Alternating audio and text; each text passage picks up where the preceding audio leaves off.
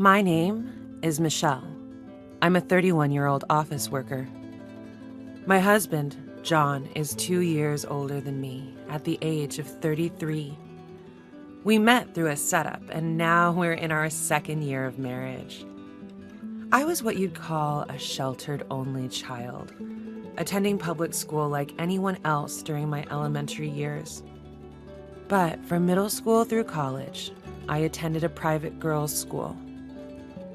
There was that characteristic same-sex admiration typical of girls' schools, but I didn't quite understand romantic feelings for men. It was not that I had no desire to get married, but I had only been with a man twice in my early 20s. We parted ways without ever progressing to marriage.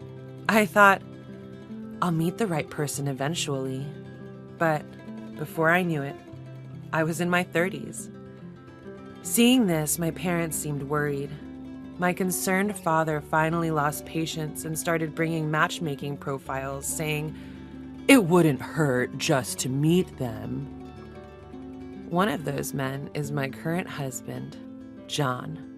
After our initial meeting, we saw each other a few times, and he confessed his feelings for me. John is a gentle soul, and he held his parents in high regard. I too cherished my parents, and feeling our values aligned, I thought I could make it work with this man, and so I decided to marry him. After that, our marriage was quickly arranged.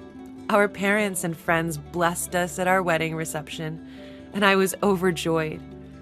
I wished for this happiness to continue forever. However, within a half year of marriage, my father-in-law passed away due to an illness, and John became overly attentive to his mother, who was left alone. John frequently visits my mother-in-law and even goes on trips with her. While he also cherishes me, his mother-in-law always takes precedence when it comes to her. At this point, it seems to me more like he's a mama's boy than simply caring for his mother.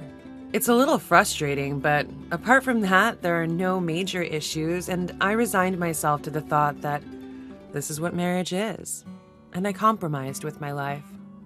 Lately, my joy has been entering sweepstakes, winning prizes, and writing reviews or introducing them on my blog. Most of my winnings were cosmetics and food, but one day I won a pair of plane tickets to Miami. This was the first time I'd won such a high-value prize, so of course I was shocked when I got the call. The winning pair of tickets required me to notify the airline in advance of who would be going. I thought to myself, what should I do?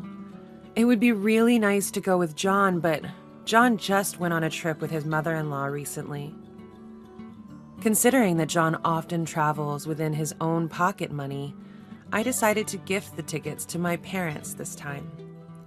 I immediately went to my parents' house and told them the news. Guess what? I won a trip to Miami. Why don't you guys go, Mom and Dad? Oh my, when was the last time we had an overseas trip, dear? Hearing my mom's words, she was overjoyed. However, Dad didn't seem as enthusiastic. I have work commitments. Dad, didn't you say you still have some paid leave left? It's a busy season for our industry, and as the department head, I can't really take time off. Michelle, if you can manage to get leave, why don't you and Mom go instead? I see. Well, it's a great opportunity, so why not? Having been turned down by my dad, I decided to broach the topic of leave with my boss the next day. Fortunately, it was a quiet period at work, and I got permission easily. I promptly contacted the airline to let them know Mom and I would be going. And after work, I stopped by a bookstore at the station to buy a guidebook on Miami. I headed home with my head full of dreams about the trip. When I arrived near the house, I noticed the lights were already on. John must have returned home already. I need to hurry with dinner, I thought. But when I opened the door, it wasn't John's shoes I saw in the entrance, but a familiar pair of women's shoes. Michelle, what do you think you're doing leaving the house empty until this late? Oh, mother-in-law, I didn't know you were here. This is not about whether I was here or not. It's time for John to come home. Normally, you would be preparing dinner and a bath to welcome your husband home. Don't you have any sense of your responsibilities as a wife? My mother-in-law lives nearby and has a spare key that John gave her. I understand she's lonely since her husband passed away, but her unannounced visits and assumption of making herself at home do not sit well with me. Moreover, my mother-in-law subscribes to the old-fashioned notion that a wife should serve her husband's family, and she doesn't seem to like the fact that I work. Each time we meet, she nags or throws snide comments my way, so I find it hard to warm up to her. Well, what's with the sour face? And that bag? Did you take a detour instead of coming straight home? What a useless wife. Show me what you bought. What are you doing? Stop it. Ignoring my protest, my mother-in-law snatched the bag with the guidebook in it. What's this? Are you guys going to Miami? How extravagant. No, this is a prize I won. I'm giving it as a gift to my mother. Well, nobody told me about this. As my mother-in-law and I were arguing, John arrived home. I'm home. What's going on here? Welcome home, John. I hear that Michelle won a trip to Miami in a lottery. How standoffish of you to give it to Michelle's parents without any discussion. I would have loved to go. A trip? To Miami? I wasn't informed either. I thought I'd present this to my parents this time. How many people can go on this trip? It's for 2 people. Well, you should have told me beforehand. I would have loved to go as well. Why are you deciding things on your own? I also considered going with just the 2 of us, but this time I wanted to gift it to my mother. What are you misunderstanding here? This time, I'm going with Mom, and you're staying home. My husband cut off my words and started saying outrageous things. No way! I won this. I'm going to give it as a gift to my mother. We can do that another time, right? Since Mom wants to go, try to understand. What are you talking about? You just went on a trip with your mother not too long ago. What's wrong with going on a trip with my own money? Anyways, this time, Mom and I are going. If you don't like it, we can get a divorce. When I heard the word divorce, which my husband brought up like a trump card, I felt my feelings for him completely cooling off. Fine, do what you want. I decided to get back at them and backed off. My husband and mother-in-law, ignorant of such a thing, looked triumphant. You should understand. You should have done that from the beginning. Ignoring their sneering and arbitrary words, I was contemplating how to get back at my husband and mother-in-law. The next day, I reported the situation to my parents. My mother, who was really looking forward to it, seemed disappointed, but she showed understanding, saying, I see. If that's the case, it can be helped. It's better than causing a rift between the two of you, so don't worry. Feeling sorry for my mother, I decided to make up for this situation. After that, I called the airline during my lunch break and informed them that I'd like to change the trip to Miami to my husband and mother-in-law. The call center operator looked troubled. We're sorry, but we can't accept changes to the reservation once it's been made. Moreover, the airline tickets are invalid if the winner isn't present. This was written in the documents we sent you. Please check. When I looked at the rules on the back of the air ticket and the winning notification carefully, it indeed said, only the winner has rights and transfer is not allowed. I explained the situation to the operator and told him that I would decline this prize. As for my husband and others, I decided not to inform them about this, and if they really want to go, they should pay the full amount on the day. So, that night, my husband, who came home from work, opened the conversation like this. Hey, Michelle, you did call the airline, right? Told them we're going to Miami with Mom? I made the call. Here, take a look. The winning documents and tickets. All the details are in there. Make sure you read it. What a hassle. I can get by without reading all that. Just take it, will you? I gave it to my husband knowing he doesn't read these things, but he, as expected, didn't read it and put it on the shelf. Try to enjoy this as a good deed to your mother-in-law, okay? I'll be more than happy to stay home. I can't wait to see the look on their faces on the day of the trip. John was staring at me, looking as if he'd been hit by a ton of bricks. And then the day of the trip arrived. John and his mother were held up at the airport. What? What's the meaning of this? Explain. As we have said, these tickets cannot be transferred. If the winner of the tickets is not present, they are void. This is stated in our policy, and anyone else will need to pay the full amount. John and his mother had booked some very fancy hotels, leaving their budget on the brink. And then, as John and his mother were trying to buy tickets at the counter, another disaster struck. I am very sorry, but there seems to be an error. Could you please use another method of payment other than this credit card? That can't be. I've been using it just fine until now. Why is this happening? I'm afraid we can't determine the issue here. Please check with your card company. John, having no other choice, paid with another credit card and then called me.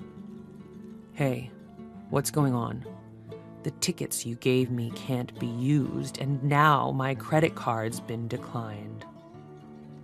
Did you read the back of the ticket? It clearly states that the tickets are void if the winner cannot be present.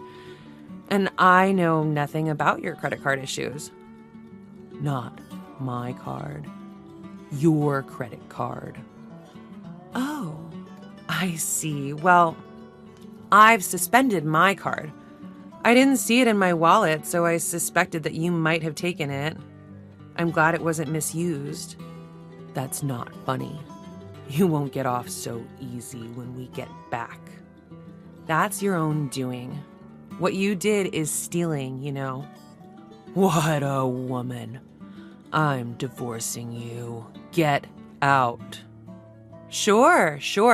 Just as I thought you'd say, as you wish, I'll agree to a divorce. The truth is, I was planning to go back to my parents' house before he told me to leave. I had already packed up using the paid leave I had taken for this trip. When I left the house, I took the passbook and the seal so he couldn't spend our savings, and informed the neighbors that we would be divorcing. When I checked the amount of our savings for property division in case of divorce, I found out that he had spent it several times over. I never recalled withdrawing the money, so it's clear that John was behind it. When cross-referencing with my daily blog posts, the day the money was withdrawn coincided perfectly with when John and my mother-in-law were on vacation. I reported to my parents about being approached for a divorce by John, that he had taken my credit card, and he had gone on a trip with my mother-in-law using our joint savings. Upon hearing my story, my parents gradually grew stern. I can't believe John would do such a thing.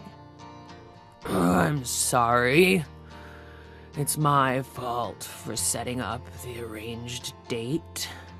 My dad bowed his head in apology to me. He seemed quite angry with John. This is my responsibility. Leave the rest to me. Actually, my dad is a director at the parent company of John's company, and he occasionally conducts audits. This time, although someone else was supposed to go, my dad rearranged his schedule on short notice to audit John's company. There, he invited John's superior, who is an executive at the subsidiary, for a meal.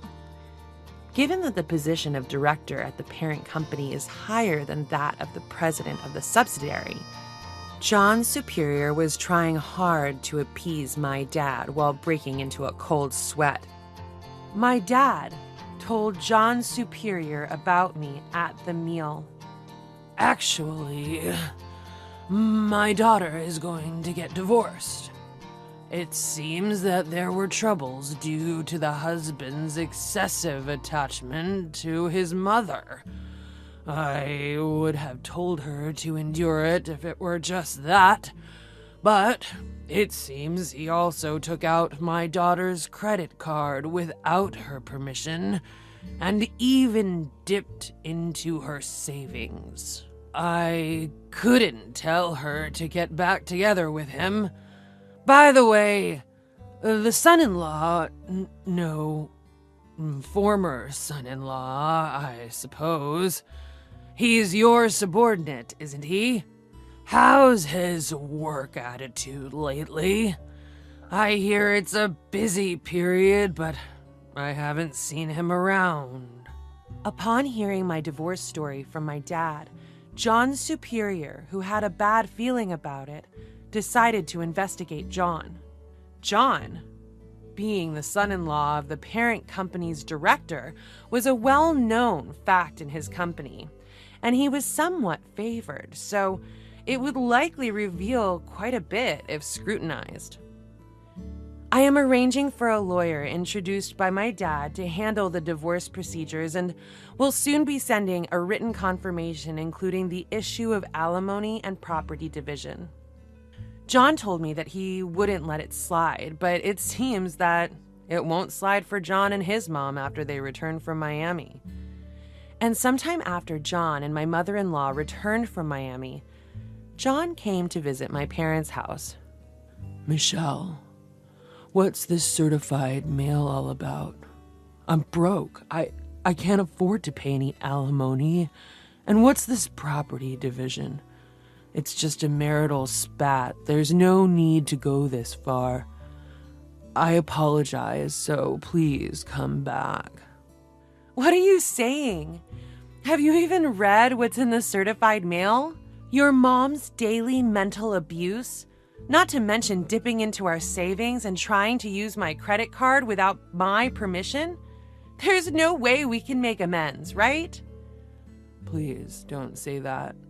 Since you left, it's been rough on both Mom and me. Really? For instance, are you getting cold stares from the neighborhood women? Or, has there been a big problem at work? John seemed to stiffen at my words. I guess I hit the mark. How did you? Who knows? Why do you think that is? If you think about what you've done, you might get it.